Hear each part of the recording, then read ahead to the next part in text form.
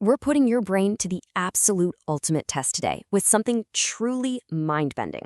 Welcome to this explainer where we're going to explore the fascinating, sometimes frustrating, and just straight-up clever world of Japanese riddle culture. I've got a series of puzzles lined up for you directly from our sources today, and I promise you they are going to make you question exactly how your own mind works. All right, you ready? Let's set the scene. Picture a tense hospital corridor. A man and a woman were cut with a sharp blade at the exact same time. The criminal and the weapon were the same, but they are both extremely happy. Why? I'll give you a second. Seriously, how can someone be sliced with a blade and be practically crying with joy? Well, did you get it? The answer is the doctor cut the umbilical cord. They just became a family. Suddenly, this terrifying criminal with the blade is just a helpful doctor delivering a baby. And that crazy, visceral contradiction of being cut but happy, it suddenly makes perfect sense. Okay, let's dive into this. That hospital riddle perfectly represents a massive phenomenon in Japan called umigame no soup, which actually translates to sea turtle soup. It's their wildly popular, localized version of lateral thinking puzzles. The whole point is to present this bizarre, seemingly impossible scenario that forces you completely out of your standard everyday way of thinking, just to find the hidden truth. And, this isn't just some niche internet hobby. It is a booming cultural phenomenon over there called Nazo Toki, which literally translates to riddle solving. Library murder mystery escape events are popping up absolutely everywhere in Japan right now. And it goes way, way beyond regular escape rooms. This culture extends directly into massive citywide events like the Tenmoncon riddle game. Everyday city streets, shopping arcades, parks, they literally become the playing field. People are out there wandering the city, challenging their own logic against their real-world environment. Which brings us to our next challenge. Next, a Japanese visual puzzle. Look at this frame. Some parts are missing, and some are outside. Can you read the hidden message? Now, even if you don't know a single word of Japanese, I want you to rely strictly on the visual shapes. And this brilliantly illustrates how visual framing works in these puzzles. So the puzzle creator took the character for Storm and pushed its bottom half out of the frame. Then they took the character for Beginning and pushed its right half out.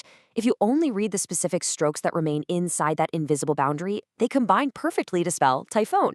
The brilliance of Japanese visual logic puzzles like this is that they completely transcend language barriers. You're not just reading text, right? You're looking at negative space, you're identifying boundaries, and combining literal geometric shapes.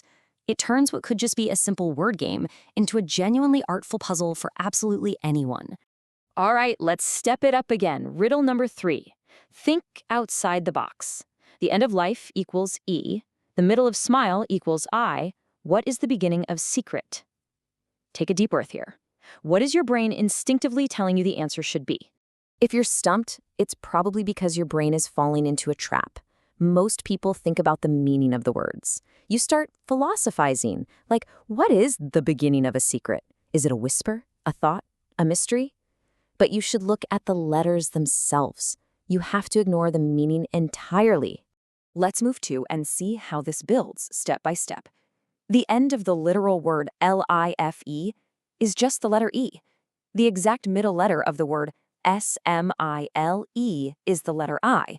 Therefore, following that reverse logic, the beginning letter of the word S-E-C-R-E-T is simply S.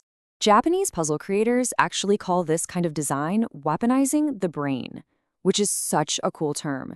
They intentionally analyze how people incorrectly try to solve a puzzle, and then they build the actual rules based on those wrong methodologies. They know your first instinct is to look for some deep poetic meaning, so they force you to abandon that and hide the answer in the most surface-level structural letters possible.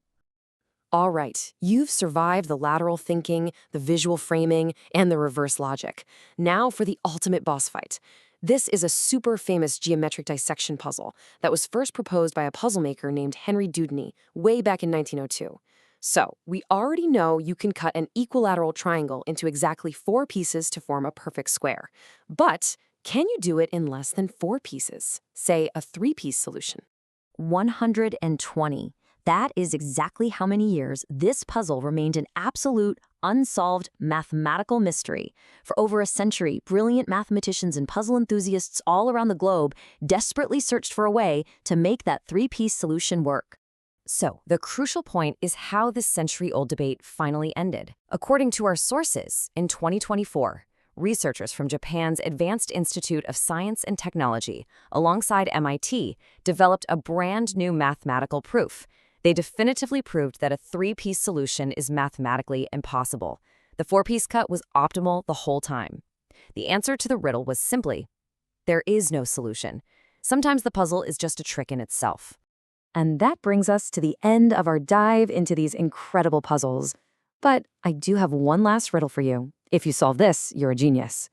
If an owl sees the truth and a fox builds a trap, what do you get when you fold them together? Leave your answer in the comments below. Let's see who figures it out first. Thanks for joining me for this explainer, and make sure to subscribe for more Japanese riddles.